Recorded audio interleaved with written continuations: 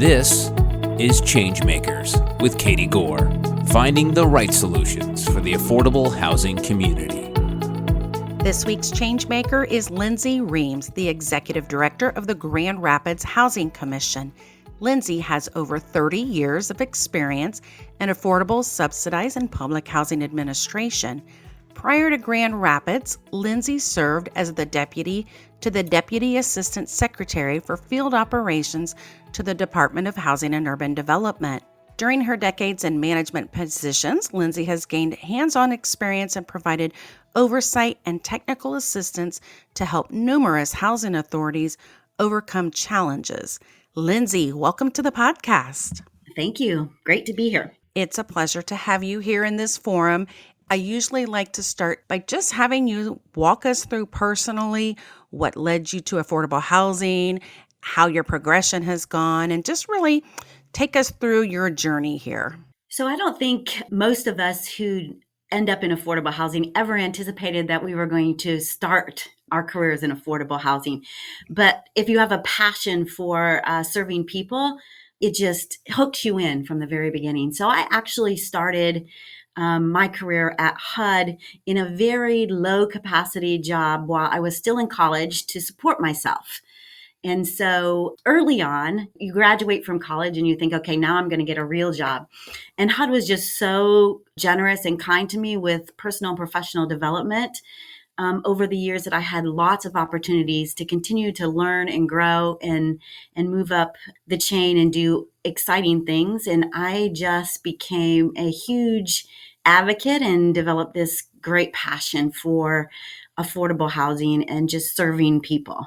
You know, I hear that a lot from people who are in affordable housing. It's the balance of passion and personal touch and really making an impact. It's a common thread in a lot of professionals. Do you see that in your coworkers still today? You know, you're seasoned, you've been there for a few decades. Is that still sitting right up in the forefront? I would say it definitely is. The pay is not always that great, and it's a really hard job. Lots of jobs in housing are very difficult, either from a policy perspective or from a just people perspective. You know, customer service, following their paths from desperation all the way to self-sufficiency and economic independence. So it's definitely a trend, I think, in the industry where people stay in this business because they have that passion. And it's a unique balance because you have to be driven with the details about compliance, but yet you have to have that human factor as part of your personality and as part of your professional course too. So it's a really unique niche, isn't it? Yes, it is a unique niche. And I am a huge proponent of customer service and treating others as we would want to be treated. So there are always great examples when you hear staff chatting about how long they had to be on hold with Social Security Administration while they were dealing with a personal issue. And it's such an opportunity to say, so see, you know, we can translate that personal experience into how we do business and good customer service at the Housing Commission. It sounds like you have incorporated this into your current role. So seems like a nice transition to talk about Grand Rapids, Michigan. Are you from there? How did you end up there? Give us some of the information of what you're doing now in Grand Rapids. So I actually ended up in Michigan in my late teens. I was a military brat, so my father was in the military. We ended up in Michigan, Upper Michigan at Fort Smith Air Force Base, which is now closed. As a senior in high school, I ended up there. So I came to Grand Rapids after a couple years of community college to continue my 4-year degree and have stayed in Grand Rapids for that number of years. It's almost 35 years.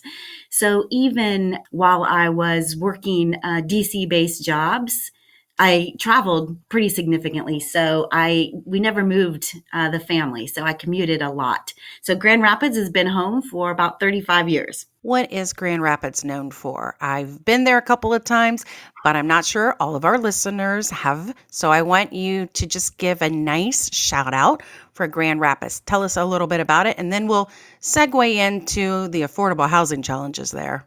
Yeah, so Grand Rapids used to be the best kept secret, but as we continue each year to show up on those nationwide lists of best place to raise a family, best place Yep. to live, it's sort of grown in recognition. It also hosts, an international art prize event every year. It's home to many businesses, including the founders of Amway and lots of office furniture places, Steelcase, as an example. Over the last, I would say, half a decade or so, it has really become known for its revitalization in the downtown area to arts and community events, and actually even some additional housing downtown. So it's a happening place. All of those areas, Lansing, Grand Rapids, all of those great communities right there in Michigan have, just like you mentioned, they've been affordable places of attraction, but word is definitely out. So, how are you feeling that pinch now for affordable housing? We are definitely feeling the pinch. Grand Rapids is a very tight market right now. Recently, we were listed by Rent Cafe as one of the top 20 most competitive housing markets in the United States. Wow. An apartment for rent on the market right now doesn't stay on for more than 15 to 20 days. It has an average of 22 applicants for that one unit. And our occupancy rate is 2% higher than the national average at 98%. So, from a rental perspective, rents are very high and the market's very competitive. But it's also that way with the median price of homes for sale. So, our prices for homes since 2016 have increased 99%. Homeownership definitely is a very big challenge for our lower income families. Also, the Bowen National Research firm recently just completed an updated housing assessment. They did one in 2020, but just updated it for 2022. And just the significant changes in that 2 year period are absolutely almost unbelievable if you didn't follow what was happening in Grand Rapids. We have, a gap of rental units for this year of about 5,000 units. And that's up from just 2 years ago from 3,500. And then same thing for home ownership sales. Part of our challenge is our growth. Our population has grown by 10% in the last decade, and it's trending at over a 1% increase every year for the next 5 years. Well, this sounds like an emerging trend, but I don't think this has surprised you guys. I mean, or has it surprised you that this kind of growth is happening? I don't think it's surprised a lot of us. I think what has surprised us is that from a state perspective, Grand Rapids is growing. It's the fourth largest county in the state now, obviously behind Detroit.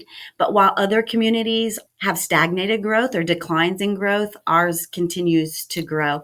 And I think that's a direct result of very concerted efforts to make the community a place where folks want to live. But, it creates additional challenges or unintended consequences that we may not have completely thought through as a result of the success. So, how is the Grand Rapids Housing Commission doing when it comes to leasing? Because there's been so many vouchers hit the streets, and many housing agencies have really struggled with leasing here lately.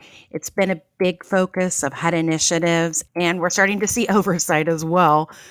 How are you guys doing utilizing these vouchers? Have you guys had any tips you can offer? We have seen some significant changes. So, our success rate for our voucher program is, depending on what month you're looking at, is between 30 and 40%. And that's down from 85% just a few years ago. So to put that into perspective, those of us in the housing industry get that. But when I have conversations with folks in the private sector, and I say success rate is 30 to 40%, they don't understand the ramifications of that till I say, that means if I send 100 families out looking for a unit and I give them 6 months or more to look, only 30 of them are going to successfully find units in Kent County. And then the light bulbs kind of go off. Yeah. So we're doing a number of different things. One of them is in November, we launched our Housing Barrier Fund. And that fund has two components. First, for program participants. So we're trying to really pinpoint what the barriers are to our families finding units. So besides the lack of available units and affordability, there are also those other challenges that many of our families face. They're realities for them. One is, not having money for security deposits. Maybe they left a unit in the past for circumstances beyond their control, owing money to a utility company. And now they can't get utilities in their name unless they pay off their balance or put a deposit down.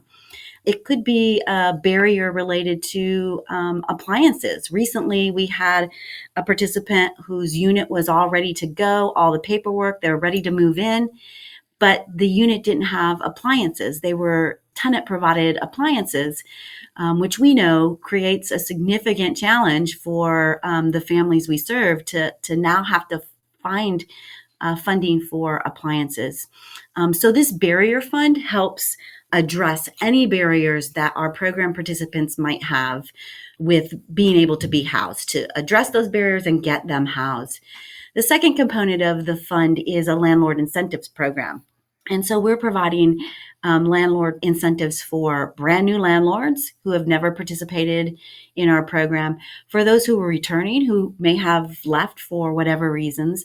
And then we also didn't want to forget our landlords who are longtime friends of the agency and our programs. And so we offer them an incentive as well, sort of a sign-on bonus in all cases, for up to 3 additional units. So when they bring more units to us, we want to thank them and acknowledge them. So that is starting to really pick up speed as we've continued to publish and notice that availability out in the community. The other thing that we've done is we've had to go to 120% of fair market rents. Yeah. We know that the fiscal year 23 fair market rents published by HUD were way better than they have been in years and more reflective, but they still didn't hit the mark for Grand Rapids. So about a year and a half ago, we also launched a market study that we have now submitted to HUD. It clearly documents fair market rents needing to increase for our locality. And so we are pretty confident that we're going to hear in the next couple of weeks with success for approval of that or acceptance of that market study, and we will see an increase in our fair market rents. Those are great, innovative items. I really like that housing barrier fund, and I'm hoping to hear that it's really successful in helping people land better housing, more housing, faster housing, all of those components. Was that approved by your board, or was that a city initiative? How did that come to be? So we initially had some funding that was provided to us years ago that had sort of been forgotten. And so we went back to the funder and said, this is really what we would like to use these remaining funds for. And they agreed. So of course, we also sought approval from our board. And we have a commitment to replenish that fund once it's gone. And so now, as a moving to work designated housing agency, we will have some flexibilities to be able to ensure that we can continue to fund that initiative. Great job on that. I hope our listeners were taking notes when you mentioned all of the things that fund was providing. Speaking of another innovation moment for you and Grand Rapids, you guys were winners of the Award of Merit from NARO. It's one of the coveted industry awards. Tell us what project you won it for and what it was like to win. So we won that award for Antoine Court Apartments in the affordable housing category. So I won't take all the credit from initiation because Antoine was in the mix when I started working here. But what I will take some credit for is making sure that we got to the finish line, Right. because Antoine Court was started pre-pandemic or right at pandemic time. And so there were some significant challenges around supplies and workforce. So we were able to still complete Antoine Court Apartments with minimal delays and actually minimal increased costs considering the fluctuation that we saw in building supplies at the height of the pandemic. So we leased all of the units within 6 weeks and had full occupancy by the end of December 2021.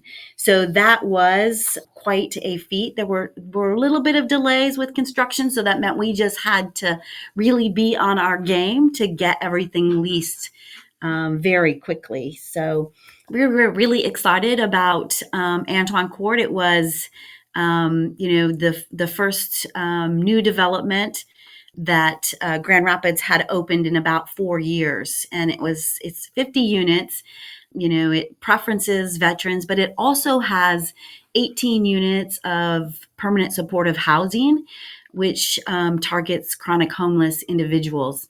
And for everyone who serves those families or households, we all know that with housing also has to come all the supportive services they need to stay housed. So we have an on-site master level social worker who works with those families, and we've been, very happy. We've only had a couple units turn in the last year and a half or so. So the community and the residents who live there are very happy with Antoine Court.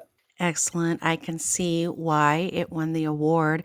Tell us now about the potential of people who move into a brand new unit, who have supportive services, who have stabilized housing. What does that do to their life and their life's potential? Putting my people hat on, I think it gives them a greater sense of dignity and hope and a sense of everything's going to be okay. They're going to be just fine. And so, building on that and making sure that it's not a one and done with households. Housing first is great, but if you don't bring all the supportive services, the families aren't successful. And so we make a lot of efforts to engage those families and check in with them on a regular basis, just to assess what they still might need. We have a couple participants, who really had difficult childhoods. We have one household who is, in her early 20s, and she was in and out of foster care, and she was a victim of trafficking. And this has just given her a whole new opportunity to start fresh. She's enrolled in a 4-year college. And so it's really exciting watching the participants and our families that we serve really transition to where they maybe felt a lot of hopelessness to a lot of potential, and they're just thriving. That right there explains why so many of us are working in affordable housing, because it's more than a unit, it's more than a lease, it's more than an inspection standard, isn't it? Yes. So, I want to transition now and talk about some of your past experience when you were at HUD, because you have a unique role here that not a lot of our guests, maybe Hunter Kurtz was one. we but we haven't had a lot of guests who have had a leg in both domains at periods in their careers. So, I'd love to get into why you made the jump from working at HUD and serving as the deputy to the deputy assistant secretary to now running the Grand Rapids Housing Commission. Yeah, so the decision to leave HUD was not an easy one. You obviously build lots of personal and professional relationships. You have a sense of accomplishment and understanding of why you do this. So it was a really tough decision, but it was also heavily weighed by some personal issues around, travel and being home more. I have aging parents, like many of us who are at this point in our lives. I just started to think, is there something else? What's my next challenge? Do I feel like I've accomplished everything I can accomplish here? And so I really started to have this, and of course it was during the pandemic. So we were all, isolating. And I really started to have this soul searching of what is it that I could do locally to impact housing in the community. And it just so happens that I was having a conversation with a former HUD colleague as well, who had some insight into the Housing Commission. And I happened to just casually say, hey, when's the former executive director, he's talked about retiring for 5 years. He's got to be close. And it was just a fluke conversation. And the response was, well, actually, he is retiring in the next week or so, right? And so I just started to think, right, is this something that I really have an interest in doing? And so it all worked out, and I made the decision to sort of jump to the other side.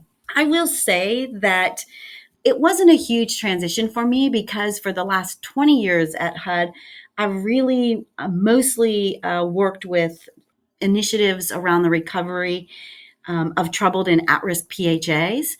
So those who are familiar with the HUD world know that I spent a lot of time as an executive director, a board chair, or a HUD recovery administrator for those agencies that we've taken into temporary possession due to whether it was deficiencies around governance or physical condition or operations, financial. And so I have spent the last 20 years really working on the ground in day-to-day operations at housing authorities all over the country, including New Orleans, Detroit, Miami, Virgin Islands, Gary. And right before I left, our team was in New York working with that monitorship. So the jump for me on the other side wasn't, as far as day-to-day operations of a PHA, was not as difficult. I would say what was more difficult was coming to an agency assuming that everything was great. Grand Rapids Housing Commission, had a great reputation. They had great initiatives and great programs, but had also begun to suffer a little bit with operations as it related, especially related to the pandemic, right? We weren't doing a lot of interaction with the clients that we served.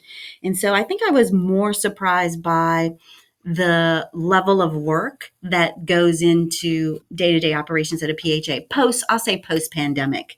Mm-hmm. I will say that one of the things that I really learned, that regardless of which side you're on, and fortunate for me, I have lots of great relationships, both in the housing industry outside of HUD and within HUD. So I think that makes my job easier. I always know who to go to, what resource there is who could answer a question that I might be struggling with or just need to, seek some additional feedback on. But regardless of which side you're on, what I've learned is that it is critical that we work collaboratively. And that always starts with good listening and a willingness to think outside the box. So that whole getting to yes outcome I think is where I've really learned, okay, so this isn't something that's normally been done, but can it be done? And how can we do it? Keeping in mind that we need to figure out how to do it without compromising our ethics or making sure that we're not violating anything that requires a certain level of compliance. So that's kind of, how I've transitioned. I am so grateful and thankful for my time at HUD, but also have been very excited and reinvigorated with the opportunities that have happened on the ground here locally. Knowing your past experience and then just hearing you describe it, are there red flags or maybe best practices that you've gleaned that you would want to tell housing authorities now to say, don't forget XYZ? So I would say there's a couple that come to mind. And I would say don't become passive when you're operating well. Okay. When you're designated a high performer, that's not the time to let your guard down.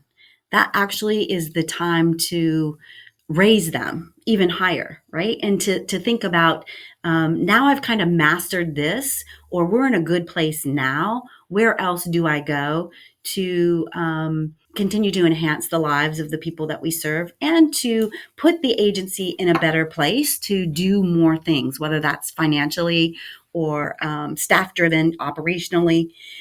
So I see quite often agencies who get to that place and then they just become comfortable. What I've seen in the industry, both on both sides, is that, and I'll use the housing choice voucher program as an example.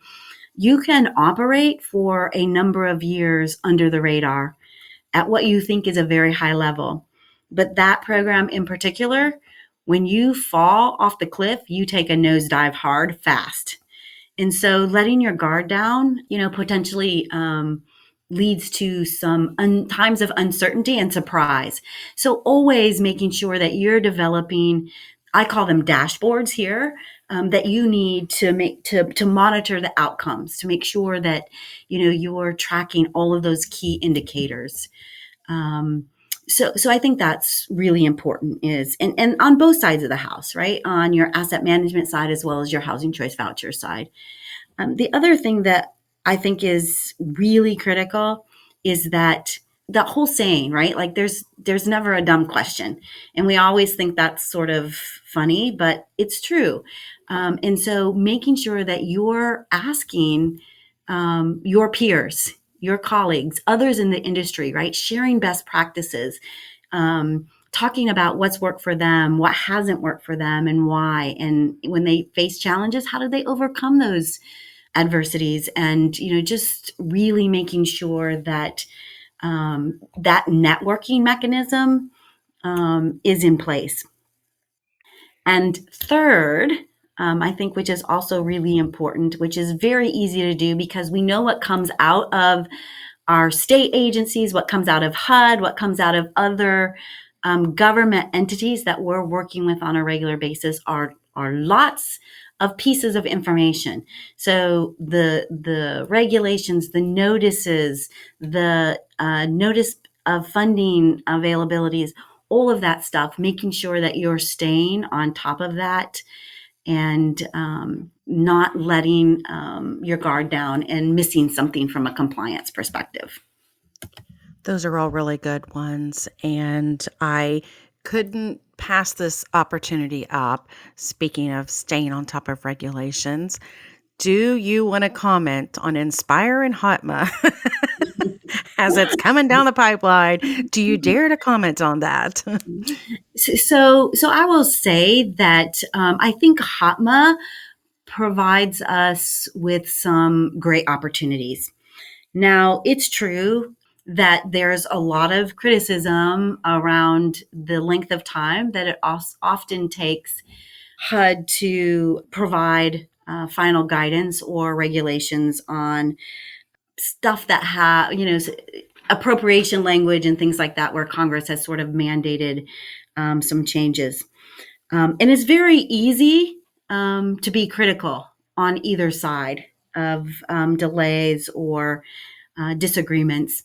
But I often try to emphasize to folks is, until you walk in those shoes, you don't really fully understand all the challenges. It's difficult right now because everything seems to be coming all at once, which anyone who follows the industry is aware of. The major industry groups have collaborated with a letter to HUD, kind of outlining the challenges for PHAs to implement everything all at one time. I think that HUD does their very best to get the work done. There are just so many factors that we don't really know about. And that happens both at the HUD level. You've got DC based staff and you have field based staff. And it's so easy to be critical if you're in the field of headquarters, and so critical, so easy to be critical of the field if you're in headquarters. And so I have had an opportunity to be in both places multiple times throughout my career. And so often when that happens, you say, oh, I think it's time for a detail to headquarters, right? I think everyone should experience both sides. And that's also the case at the local level at a housing commission.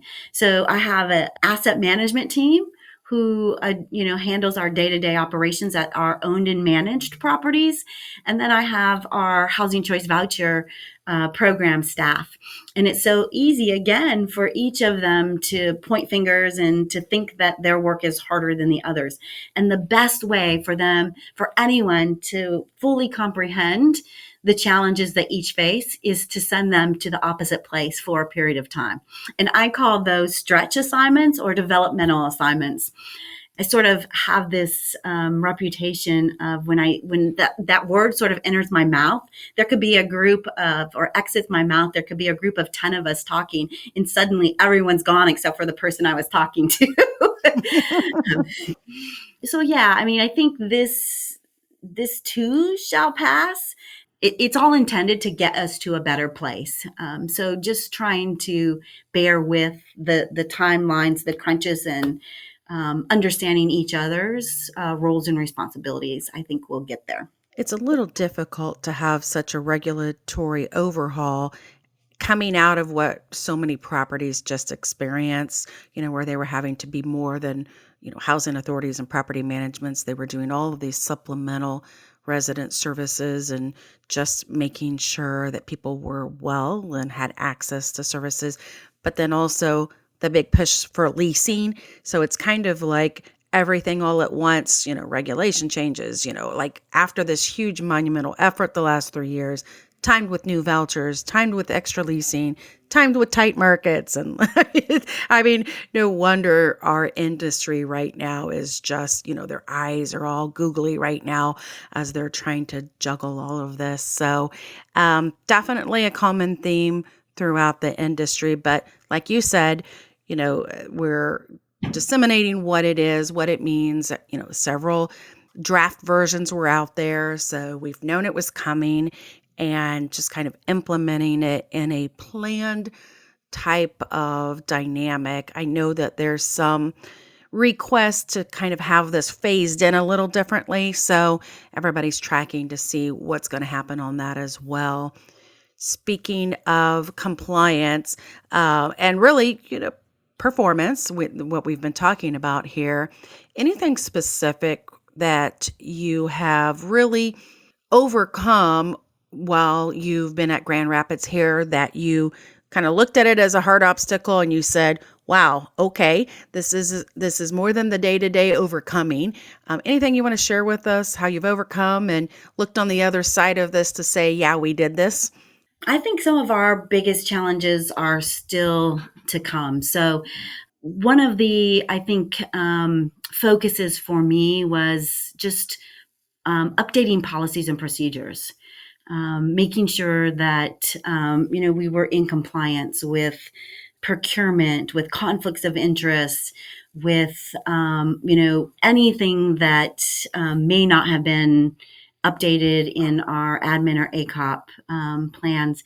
And that is a significant workload for staff, as you said, trying to re-engage our customer base and get back to normalcy, not just with the work life, but with their family lives as well. Their kids are back in school, they're back to being physically in the office. And so it has been a heavy lift for us the last couple years.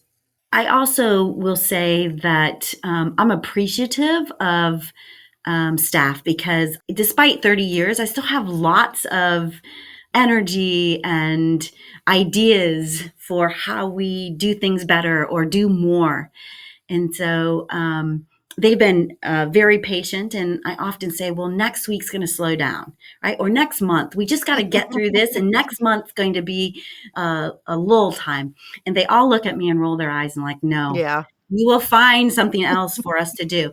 But one of our biggest challenges we've done some repositioning of our public housing assets. 2 family sites have been completely demolished and rebuilt since 2015 and converted to RAD. We do still have one site. It's 188 units. It's about 55 years old. So the systems are starting to fail. I don't think the way the building's built, that rehab is really an option. And so we are in the throes now of exploring options for repositioning that asset. It's about 188 units. The units are only about 330 square feet. It's a community that serves some seniors, but mostly disabled, and many disabled with mental health challenges. And so, and here's where everything sort of connects. I think that we could verify obsolescence with the Section 18 demolition application to HUD. And that's the easy part. The hard part is I can't risk HUD approval and the issuance of 188 vouchers for me to begin right away and to help those 188 individuals find units in the community. I don't have 188 one-bedroom units available in Grand Rapids for them to find. And given their vulnerability, I would be contributing to the homeless challenges here in Grand Rapids. So our challenge is not just a plan to demolish and rebuild. That's easy.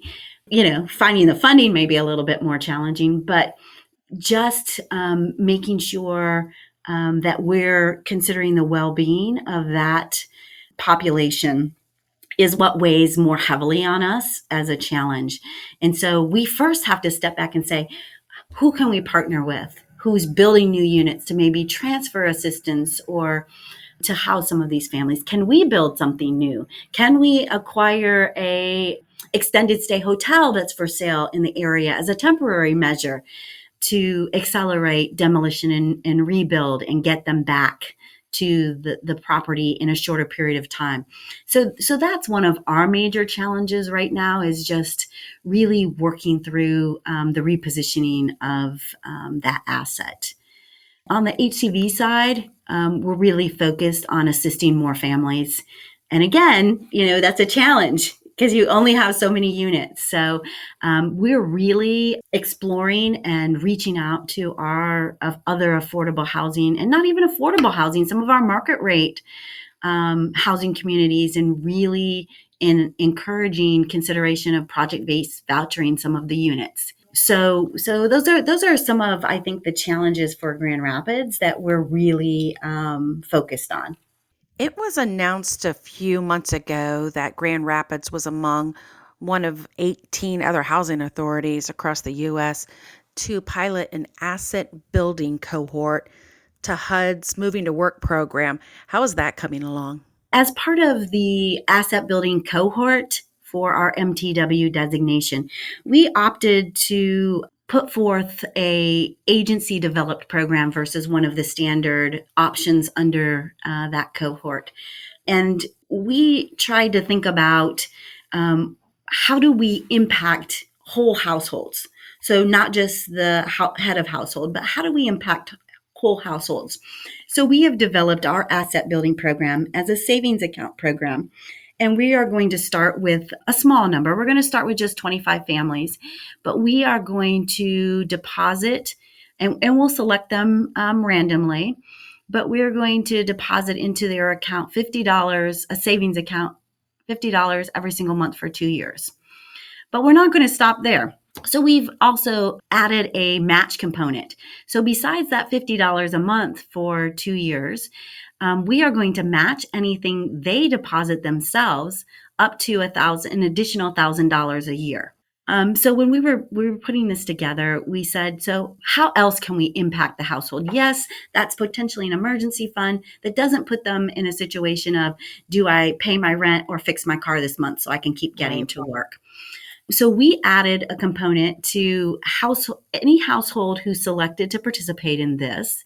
We will also open savings accounts for up to 3 youth in that household between the ages of 13 and 18 with an automatic deposit to their savings account as well, and a match component. Now we're going to put less dollars, $25 a month in each of their accounts, and the match component is up to $500 a year.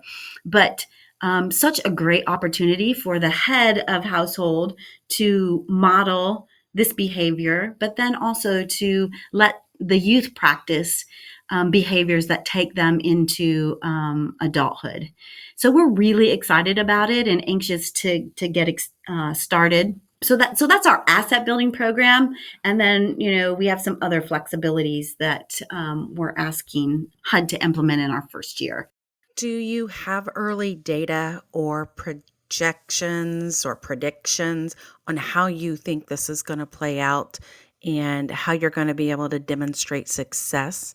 Yeah. So one of the things that I've said to staff from conception is, whatever we design, we need to design something that is going to allow us to measure outcomes, right? I don't want us to be 2 years from now saying, well, what impact did it really have? And us not shrugging our shoulders and saying, well, we really don't know. So we're actually designing those outcomes now. And we'll do some surveying. We're working with HUD's research team to make sure that we're identifying outcomes that are measurable. But I think one of the things that we want to do, because we have a PHA design program, we're not necessarily required to have a control group. But again, we have way more than 25 families at our site. So being able to survey families who didn't participate to know what sort of housing crises they've had and how difficult it was to overcome those versus potentially the savings account families who had this emergency fund to address some of those crises. So more to come on what those outcomes can be, but I really feel confident that we are going to see some positive outcomes and impact. And I think back often to Matthew Desmond's book on Evicted and following those families and that cycle of once it starts, it never ends. So really looking at this as an opportunity to end that cycle for some of our program participants. Well, we look forward to hearing the success stories on not just this as, a program, but the individual lives impacted. So I know that this will be a best practice shared amongst many. We've been talking with Lindsey Reames, the Executive Director of the Grand Rapids Housing Commission. Lindsey, thank you so much for your time, your wisdom. It has been a pleasure having you here. Thank you very much. It was a great talk. I enjoyed our conversation. Thanks for listening to Changemakers with Katie Gore. To find out more about Katie, go to quadel.com. That's QUADEL.com. This has been a production of Forbes Books Radio.